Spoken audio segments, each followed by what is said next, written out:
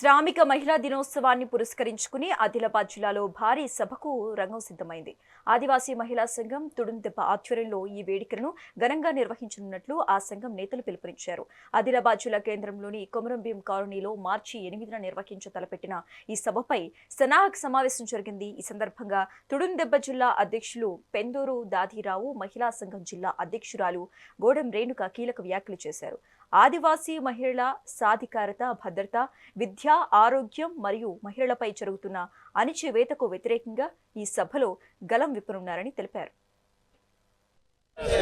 కొమరంభీం కాలనీలో ఈరోజు తుడుందెబ్బ ఆధ్వర్యంలో మహిళా సంఘం ఆధ్వర్యంలో ఈరోజు సన్నాహక సమావేశం నిర్వహించడం జరిగింది.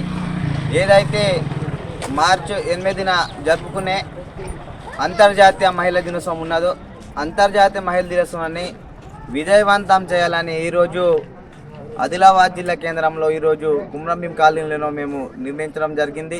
ఆదిలాబాద్ జిల్లాలో ఉన్నటువంటి అన్ని మండలానికి సంబంధించినటువంటి ఆదివాసీ హక్కుల పోరాట సమితి తుడుందెబ్బ నాయకులు, అదేవిధంగా అనుబంధ సంఘాల నాయకులు ఈ యొక్క అంతర్జాతీయ మహిళా దినోత్సవంలో ప్రజలను ఇక్కడ జన సమీకరణ వచ్చేటట్టుగా చూడాలని ఈరోజు ఆదివాసీ హక్కుల పోరాట సమితి తుడుందెబ్బ తరఫున మేము విజ్ఞప్తి చేస్తున్నాం.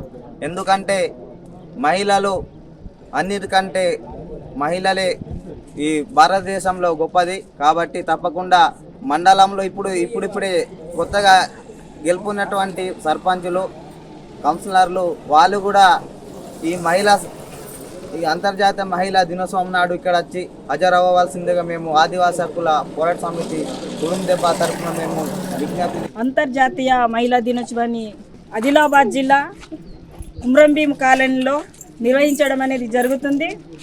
దీనికి మేధావులు, కార్మికులు, కర్షకులు, మహిళలు, విద్యార్థులు అందరూ కూడా పెద్ద ఎత్తున వచ్చి ఈ మహిళా దినోత్సవాన్ని విజయవంతం చేయాలనేది మేము ఆదివాసీ మహిళా సంఘం తుడుందెబ్బ మహిళా సంఘం తరఫున అందరికీ విజ్ఞప్తి చేస్తున్నాము.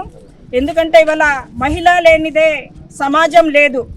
కానీ మహిళకు చాలా చిన్న చూపు అనేది జరుగుతుంది. మహిళల పైన అనేక రకాల దాడులు జరుగుతున్నాయి. ఈ దాడులను అరికట్టవలసిన బాధ్యత మహిళల పైన ఉంది.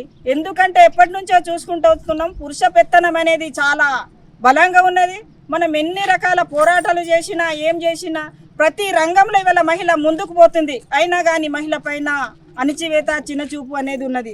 దీనికి ఎదుర్కోవాలంటే ప్రతి మహిళ కూడా నడుము గట్టి తన హక్కుల కోసం, తన రక్షణ కోసం ప్రతి మహిళ కూడా పోరాడవలసిన బాధ్యత అనేది ఉంది.